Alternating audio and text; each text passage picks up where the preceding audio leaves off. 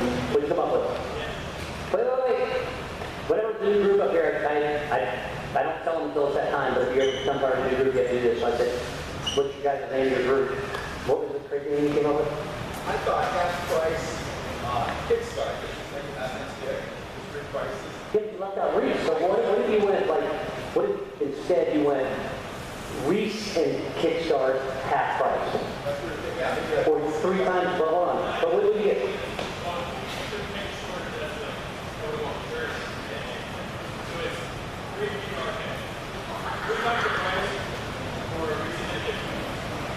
What do you guys think? Okay, there we go.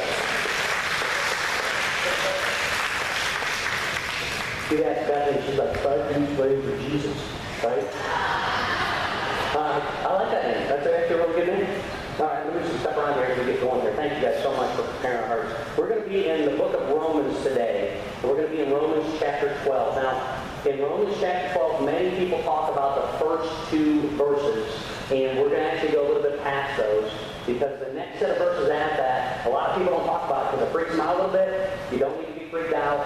We just need to really tie God's word into our everyday lives, because that's the most important thing every time that we come to church. So I'm going to start today with a story. I'm just going to prepare you now because you need to be ready. I don't have Kleenexes. I apologize. Use the person's sleeve next to you if that is what you need to do. And I never bring my cell phone in, but Karen had to send this over to me, so I have my cell phone. I have what's called airplane mode, and it's still went off 3 times in the last service. So fortunately it won't go off again, but we'll try it. Here we go. A man decides to help a distressed elephant using his knife, but he never expected this to happen. In 1972, Joe Miller was on holiday in Kenya after graduating from Tulsa Junior College. On a hike through the bush, he came across a young bull elephant standing with one leg raised in the air. The elephant seemed distressed, so Joe approached it very carefully. He got down on one knee, inspected the elephant's foot, and found a large piece of wood deeply embedded in it. As carefully and as gently as he could, Joe worked the wood out with his knife, after which the elephant gingerly put down his foot. The elephant turned to Joe, and with a rather curious look on his face, stared at him for several tense moments. Joe stood frozen, thinking of nothing else but being trampled. Eventually, the elephant trumpeted loudly, turned, and walked away. Joe never forgot that elephant or the events of that day. 30 years later, Joe was walking through the Tulsa Zoo with his family. As they approached the elephant enclosure, one of the creatures turned and walked over to near where Joe and his family were standing. The large bull elephant stared at Joe, lifted his front foot off the ground, then put it down. The elephant did that several times and trumpeted loudly, all the while staring at the man. Remembering the encounter in 1972, Joe could not help but wonder that this was the same elephant. When Joe summoned up his courage, he climbed over the railing and made his way to the enclosure. He walked right up to the elephant and stared back and wondered. The elephant trumpeted again, wrapped his trunk around one of Joe's legs, and slammed him against the railing, killing him. Probably wasn't the same elephant.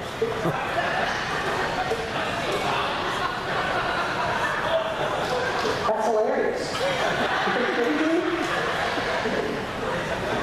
I actually looked out at somebody and they're like, "Oh my gosh, we're going to do it." But listen, now how in the world do we tie a story like that into a biblical lesson? Well, I'm going to do it. Alright? I'm just telling you, I'm going to do it. Alright? Because here's the thing. When I come to church, when you go to church, in any kind of church, I want to hear a message that is going to relate to me. Okay? It doesn't matter if I'm a student, it doesn't matter if I'm retired, it doesn't matter if I'm a parent, if I'm a husband, if I'm a wife, if I'm anywhere in between, if I'm going through life struggles, whatever it might be. And I know that for each one of us, we want to have that moment that we can say, wow, God was really there. But we also want to avoid that moment of stupidity to where we forgot to really take it to God and give it that little common sense kick to say, was that such a smart idea? Because if you're in Joe's family and we see this, you'd be like, oh, Joe, because the next person he's talking to is God, right? But so many times, this is the problem. We don't take things to God until it's too late. With our children, one day we hope that they're going to meet that person, that guy or gal that is going to bring the most out in them to see God and to reflect God. And we hope that in that dating process, they're going to discover those things, they're going to find someone giving their heart to, but not until that someone has given their heart to God. And so we pray for that, and we hope for that. But here's the thing. Many times we don't pray and hope for that until they brought that person. And then the guy walks in, he's got a chain down to here, and he's got that bad attitude, and he's got a Harley sitting outside, he's got all the things that are fine, and there's nothing wrong with those things, but his attitude is nothing with God, he hates everything about God, he puts everything away, and then at that point it's like, okay, now we got to start praying for it, right? And there's been many people, some of you are just sitting here, and you're like, well, actually, I was that guy at one time. And now I've become someone who's given my heart to God. We do things where we go out and buy stuff. We buy these great big things. We're like, I gotta have it, I gotta have it, I gotta have it. I gotta upgrade my house. I gotta get a shinier car. I gotta get bigger and bigger and bigger and all those other things that are going on. And then after we do it, we're like, man, 10 payments into this and 30 payments into this and 56 payments into this. This is killing me. And I hear about kids that need help, and I hear of natural disasters going on. I'd love to give, but I'm tired of this payment over and over and over. And you know what? Next time, I'm going to pray to God first, and then I'm going to give it to Him first. But too often, it's on the other end. Students, you're really bad at this, aren't you? For 4 weeks, you've known you had a science project, or you have a math test, or you have an exam that's coming up, and you haven't put any of the time that you need to put into it. I've got a 5,000-word paper to do tomorrow. How many words do you have done? 2. Which 2? First name and last name. That's all I got. Right? And then you have to write this thing. You have 24 hours, or you have to study for a test. And you're at the point, you're like, there's no way I can do this. So what do? All of a sudden you become a believer, right? God, please just get me through this one exam. Because I know I'm going to have to answer to mom and dad. But too many times, we're on the flip side like Joe. To where when it's too late, that's when we take it to God. But we found out something last week, didn't we? It's not about you. It's not about me. It's about whose we are. And for others to see that in us. And so too many times, we bring this 1 hour together, we come together for this 1 hour and have this time, and we feel uplifted, and we know that people love us, and some people hug us, and maybe we're not a hugger, but it wasn't too bad, 'cause it's only the 1 hour I have to put up with it. The people are nice to us, and they smiled at us, and there was some really great worship music, and my heart was prepared, and I'm so ready, and then I head out the doors, and it says I'm now entering my mission field, and then for Sunday, I was in my mission field, I was with my family, I was around people that I had never met, we fill in the blank. And then on Monday, I was right back to work, and my boss comes in, and I treated him like crap, and then that person that always drives me crazy, that always has something to say about everything, that always one-ups me, that always has, knows everything, is a know-it-all. I had to put up with that person for the next 2 hours, and on and on and on and on, and the next thing I know, I've got to get home, I've got to make dinner, I've got to get to this field, I'm so tired, I just want to go to sleep. Oh, Tuesday's going to be the same as Monday, and then Wednesday, and then Thursday, and Friday. Thank the Lord it's finally Friday. Saturday I can rest, and tomorrow I'm going to start over again. And whether we realize it or not, over and over and over, when we get in that rut, and we take those steps, that elephant's wrapping his trunk around us and beating us up against that cage. And a part of us dies in every single moment. And yet, when we sit here for this 1 hour, and we hear from God's Word, also we realize, wow, it does not have to be that way. And it doesn't. The Lord never intended it to be that way. God's not religious. God's not about rule after rule after rule. God's not about guilting you. God's not about any of those things. He is here to extend His grace to you, but that grace extends to us, and it needs to extend through us to others. In every situation, in every hallway, in every classroom, in every workplace, in every community, in every household. It starts with each one of us personally, but it has to extend to others so that we don't get to the point to where, oh, now I'll pray, or now I'll give this to God, or now I'll turn it over to Him. How do we change that? How do we change that rut? How do we get to that point where we realize it's not about us, and then we transfer this over to others? Well, Paul is a perfect example, and he is the writer of the book of Romans. And let me explain something about Paul so that you know. Paul literally was the worst of the worst. You can say that you're bad, and you can turn to your past, and I've done this wrong, and this wrong, and this wrong, and this wrong, and this wrong. Paul was Saul,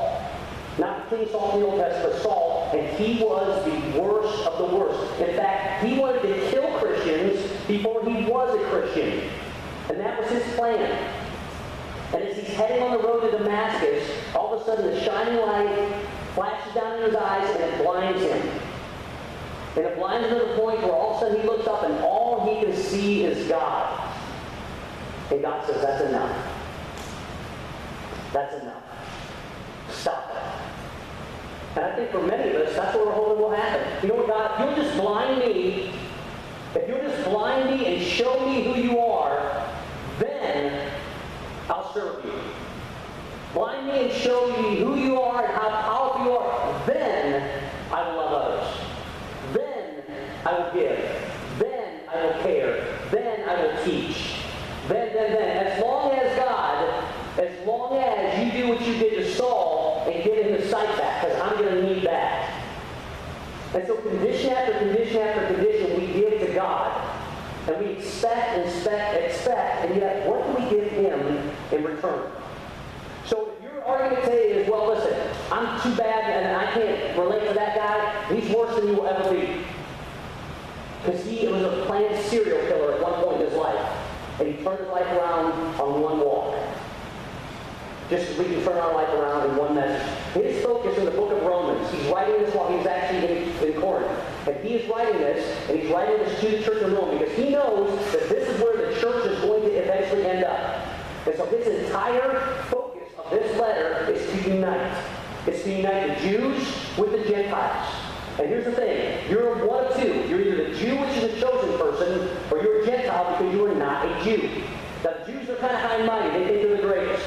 And the Gentiles are like, what's in it for us? The Jews, all this time, they've been looking for a Messiah. They've been looking for that special one. They've been looking for the one who's going to overthrow the government. They're going to be so powerful, they're going to come and take over everything. We can't wait till it happens, and then we're going to go, ha, we showed you. And yet the very one that showed up didn't come to war. He came to love. Here's the amazing thing. This whole focus is to unite. This whole focus is to unite husband and wife. It's to unite families. It's to unite people that are broken.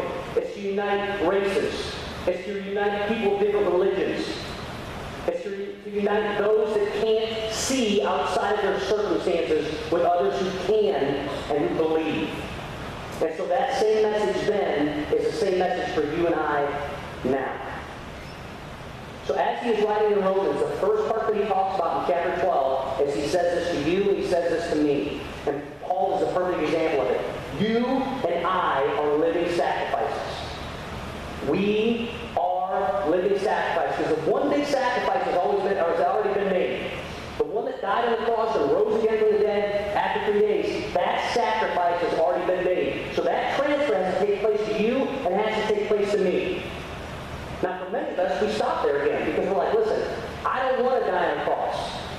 I don't want to die a death. None of us know when or how the end is going to come. This past week, a member of your congregation literally came within minutes of losing his life. And had it not been for his mother-in-law and her willingness to come and just check on him after he given her a call, he doesn't make it this close.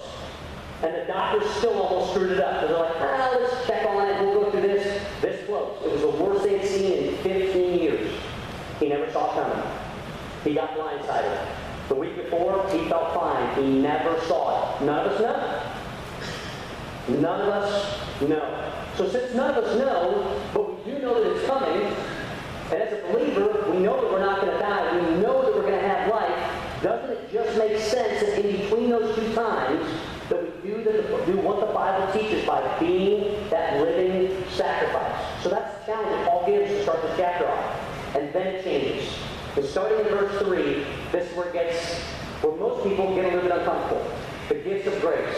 He says, for by the grace given to me, I say to everyone among you. Who's everyone? Did he say to the Jews? Did he say to the Gentiles? Did he say to the white people? Did he say to the Middle Eastern people? Did he say to the Hispanics? He said to everyone. I'm going to share something with you, and this may surprise some of you, but this is a tough area for some people. God teaches the human race. I believe in the human race. But for some people, it's difficult at times. And the reason I'm sharing this is the first guy I was ever in ministry with was from Lebanon. And when I first met him, this was the first thing I thought, oh, he's a terrorist. That's how I was taught. Middle Eastern, they're Middle Eastern, they're terrorists. And so I'm like, looking at this guy, and I'm like, does he have a knife? Does he have a gun, or what's going on? And I mean, I had him judged, boom, pegged right now. You know, he had a little bit dark skin, olive skin, I'm like, uh-oh, and the next thing I know, we're teaching together. Like, how can I teach with this guy when he's a terrorist? Well, guess what? People are the most loving, caring people I have ever met in my life. Ever. He put up with me. He cared for me. He put his arm around me. He brought me to his house. He shared their cuisine, Lebanese food. And I tell you what, the food was so good I almost heard Lebanese that day. It was unbelievable. They're cooking, I'm like, just get out of the way and eat everything.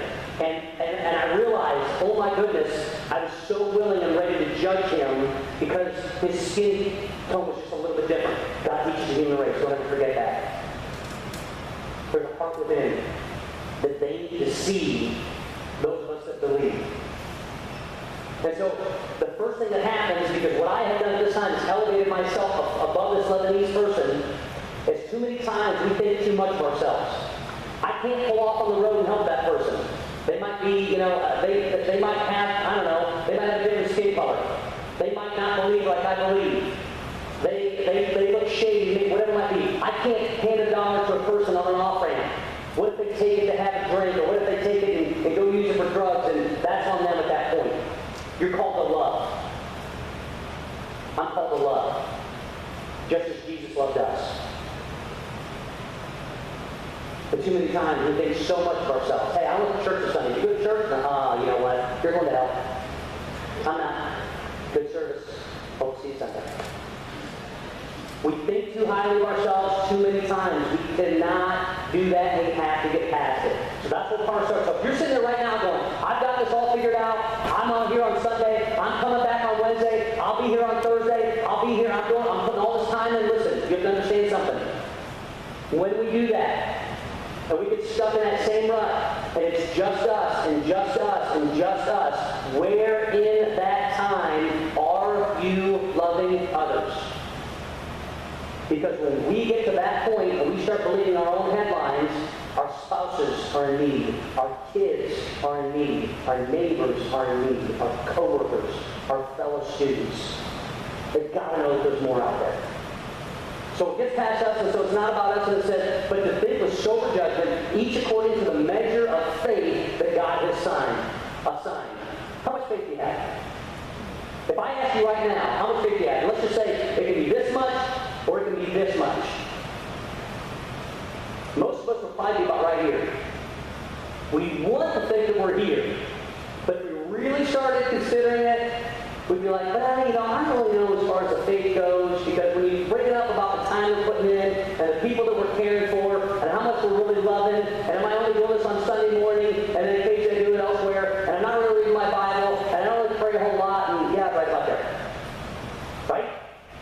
And that's where we end up. So our measure of faith that we have is the belief that we have in a God that loves us, who pours that out unconditionally, 100% to each one of us.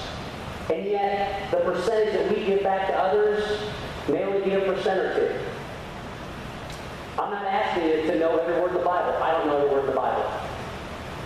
But does our life reflect the love that Christ pours out on us? And if we said, yeah, it does, how often? We'd be right back with you. So now that we've kind of knocked ourselves down a little bit, and we said, oh man, that kind of hurt, let's see how Paul turns it around. Well, as in one body we have many members, and the members do not all have the same function. So we, though many, are one body in Christ, and individually members of one another. So that means that we tie together. That means that you and I are together. I go up to people, and I used to just go up to hug them, and now I actually ask them if it's okay to hug them because I don't want to freak people out. And if I can tell someone's not really a hugger, I offer to at least shake my hand. But we are together. We are here together today. We are one another. But here's one of us has a different way that we can love others. But here's the thing. God has poured that out into you to give away to others. Are you giving it away? Are you giving of yourself? Are you giving God's love to others? He has poured it into you fully. Are you pouring pouring it out into anyone else fully. Anyone. Just one. Start with one. Today, I'm going to pour myself into my husband or wife. Today, I'm going to pour myself into my child. Because here's what ends up happening. You find that when you start pouring into them, it gets easier to pour into more and more and more people, and all of a sudden, boom, your world changes. You start seeing as God sees. And you know what? That faith, He pours it through us. And we can start to measure it over and over and over again. And then Paul does the next thing, and he says, guess what? Every one of you, no matter how tall, no matter how short, no matter how old, no matter how young, no matter what your gender is, every one of you has a measure of faith. What are you going to do with it? Verse 6, having gifts that differ according to the grace given us. So this grace has been poured out on us, and we've all been given these gifts. Let us use them. This gift that you have, are you using them? Your ability to bring people together, are you using them for God's glory? Your ability to share, are you using that to bring God's glory? Your ability to host people, to be hospitable, are you using that for other people? Your ability to just show up and say, listen, I know that this needs done. I don't want anybody else to know, but I'm going to do it. Are you using that for God's glory? Or are we just taking this 1 hour and going, yeah, that makes sense, we're good, no, and God wants so much more from me, and there's so much more I could do, but maybe next week, maybe the week after, or maybe when I get this figured out, and maybe when I get this relationship straightened away, and maybe when I fix that old problem, and maybe when my finances are straight. Paul's not saying that. He's saying, listen, God's pouring into you, when are you giving back? Having gifts that differ according to the grace given to us, let us use them. If prophecy in proportion to our faith, if service in our serving, the one who teaches in his teaching, the one who exhorts in his exhortation, the one who contributes in generosity, the one who leads with zeal, the one who does acts of mercy with cheerfulness. So he goes through and lists all these different gifts, these gifts that you and I all have. And so he literally separates these into two areas. One is through the Word, and one is through our works. One is through God's Word, and one or through the works that each one of us does. Now, if you're a person that is a Word person, a God's Word person, I'm just going to share this so you know, for you, you freak most people out. There's some people that they can't help it. They're talking, you're like, oh man, I just put a nail in my thumb. And they're like, oh, you know what? In 1 Corinthians 13 it says, and you're like going, that nail hanging out on my finger. Okay, just like me. They just have a way to throw a verse out that just fits it. And we have to be careful when we do that so that we're doing it in a loving way. This Lebanese guy that I'm sharing with you about, his name is Ziad. We were sitting, for whatever reason, we just started both having kids, and we're like, we were making a ton of money in our job, and we decided we were going to start buying and selling houses, because that seemed like the thing to do. So we went to these sheriff sales, and we bought 3 or 4 houses, we bought 4 houses, and we were going, my idea, let's flip these things, let's make them look better and then flip them. He's like, no, I'm going to be a landlord. Regardless, we go into this first house, and I had this old tube lighting, which you spin the things in on the electric panel, and my dad was an electrician. So he's like, oh, your dad's an electrician. What do you think of that? My dad's an electrician. I don't know anything about electricity. Don't stick your finger in there. That's all I knew. And don't stand in the water where you're going. That's all I got. So we needed to clear it out for him so that my dad was coming in so he could take a look at it. So we're clearing all this other stuff out, and I had this drop ceiling stuff, and pulling this metal down, and we're taking it outside to put it outside the door. We're coming back in, and we're knocking stuff off, and I'm taking this hammer, and I'm knocking stuff out, and all of a sudden we hear this voice. You got any more metal you can get rid of? And we turn, and there's this huge guy, standing in the doorway. And I'm standing there, and I'm like, oh, he's dead. Man, we are in trouble. I don't, for whatever reason, I thought we're dead. We got nowhere to go. We're in this basement. And I'm like, I got a hammer in my hand. And he's like, you got any other metal? I look like, Cobar's metal. I'm like, at least got a chance. And so this is what I'm thinking. We're dead. We're in trouble. And Zia looks at him, and he's like, hey, can I ask you a question? He's like, yeah. He goes, what do you do with that metal? He says, well, I'm going to take that metal, I'm going to turn it in, and I'm going to get whatever money I can for it because my grandkids are with me, and I'm just, trying to make a little bit extra money so I can feed my grandkids. And Zia looked at him, and he was like, you're a die today, right now. And God said to you, why should I let you into my heaven? What would you tell him? And I'm like, Zia, this guy's trying to feed his grandkids. What is wrong with you? I'm like, hey, dude, this finally happened, it's metal. And there's asking him if it's metal. I'm like gathering stuff for the guys so he can, feed his kids. And I'm like so impressed that he was doing that. And Zia's going, I'm serious. What would you tell him? The guy's like, you know what? No one's ever asked me that. That's a really good question. And I'm like, oh, I'm so embarrassed. I can't believe it. And he's like, Jesus this and Jesus this. The Bible says this. And he's going on. I'm like, oh, Zia, you've got to be kidding me. It was in him. He had the word in him, and when he was presented with it, he wanted to know he wanted that guy to know for sure that God loved him. God put you in this place to feed your grandkids. God put you here right now to care for them. God put you here for us to come together so you would take that step. And here's the thing. God loves you that much. I'm spending a little time to show you I love you a little. And 20 minutes after this conversation started, here's these two guys that are sitting on the steps, or kneeling on the steps, and they're praying, and he is asking the Lord to do his heart. And I'm standing behind him with a crowbar and a hammer going, he couldn't help it. The word's in him. He wasn't brash about it. He didn't smack him on the head with the Bible. He didn't even have the Bible on him. He wasn't sure where all the verses were, but he knew enough to know God loves you. It says so in his word, and he spends time in it. And like I said, 20 to 30 minutes later, here's this guy, we're gathering every piece of metal out of the house now to give to him so he can feed his grandkids. But it was in him. Some of you, that's how it is. But then the other side is the works. Some of you are workers. Some of you are hard workers. Some of you have worked so hard that you've actually gotten tired of working, and then you're beat up, and all of a sudden you realize, listen, I've got to handle all this. I was having a discussion this week with a gentleman. We were sitting down, and I've seen the light come back in him. And I've seen as he started, and he, over and over and over, he's like, I had this goal by this time, I had this goal by this time, I had this goal by this time. I'm like, that's all great. But what God changes those goals? He's like, right now that's what I'm going to have. Wherever God takes it, I'm good with it. But he has this fire that's back in him.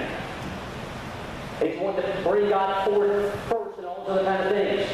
And he's wanting to serve others and serve others and serve others. And there's people here that want to serve all over the place. How can I help? Where can I help? I'll tell you some perfect example. Has anybody noticed we have kind of a big yard outside? Nobody's noticed that? That's all the green stuff out there. That's all grass. Wow. All right. It's huge. But the guy that mows it, he's got a terrible back. And he goes bouncing around this back all the time. And the last time I saw him, he was walking around me like this. Oh! And I'm like, oh, dude. I feel so bad for you.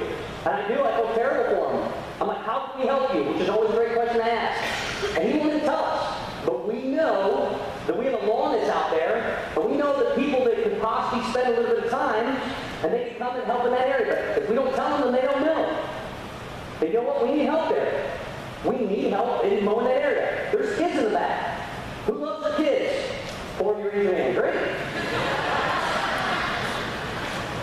Awesome. Forget that discussion. Because there's kids in the back, and sometimes they need people to watch them, but kind of have to love kids. So you raise your hand, get on back there, all right? But we have these kids that are in the back. And they need some love sometimes. But when I say that, people are like, oh my goodness, you're going to make me teach, and maybe we'll hand all that stuff to you. And at the end, if they drive you crazy, you can give them lollipops and sugar them up and send them out. It's a blast. But those are just some areas. But here's the thing, this is what Paul's saying. You have a gift. Are you using that gift? Because God has bestowed it upon you. It's His grace to pour that out. It's our grace to extend that to others. Whatever it might be. In whatever area.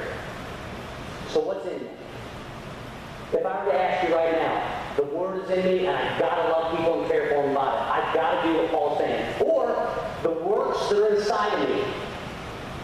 I know that I can share, and I know that I can help, and I know that I can care, and I know that I can love others. Or the works that are inside me. I can do this. I just don't want anybody to know. If you need some help in this area, I'd like to help out, but I don't want anybody to know. I just want to go help people. But it starts one instance at a time. When is the last time you held a door open for someone? I cannot tell you how many times I'm walking in society and I see husbands walking in front of their wives. Or their kids, or whatever it might be. It's like there's some kind of goal to get through the door first.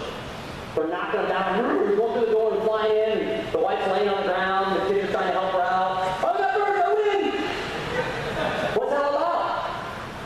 When's the last time that an elderly person or who's got 2 or 3 kids in a shopping cart, needs help putting their groceries in there. You just walk by and you're like, oh yeah, well, that's tough, man. Have a good day. It starts in those little areas. When's the last time that you saw someone who was hungry that just needed something and you're standing at wherever it might be, you're like, I can get them a hot dog. I can get them a hamburger. I can get them an ice cream cone, whatever it might be. Guys, listen, these opportunities present to me every single day. How about with your kids? Is there ever a time you just need to put your arm around them and say, listen, I know it's tough right now. I don't like the things that are going on either, but man, I love you. And I'm here for you. If that means to listen, if that means we need to just get away for a little bit, whatever it might be, you've got to know this. I love you. And kids, how about this? When's the last time you turned to mom and said, hey mom, hey dad, I really do appreciate everything that you give us. I really do appreciate all that you do for us. And I know I'm not the best at it, and I'm going to try and hug you right now. Don't make a big deal out of it, start crying. Right? Then when mom walks in the other room, she's bawling. It means a ton. We need to start with the ones that we love the most, but it needs to extend out to the ones that we've never met before. Do you understand that? We need to start with the ones that we love the most, and it needs to extend out to those that we've never met before. That's God's mission. That's the example that Jesus led. He met a woman at a well in the middle of the day who had multiple husbands that everybody looked down upon. But he met her where she needed it most. So it's not about us. It's about being a doer of the word and not a hearer only. It's about growing good fruit. It's really about loving others, just as Christ loved us. It's really about offering ourselves as a sacrifice for the one who made the ultimate sacrifice. And when it comes down to it, it's just using the gifts that He's already blessed each and every one of us with. So it's time. It's time to start giving it away. It's time to start acting more like Paul, who said to imitate him as he imitates Christ.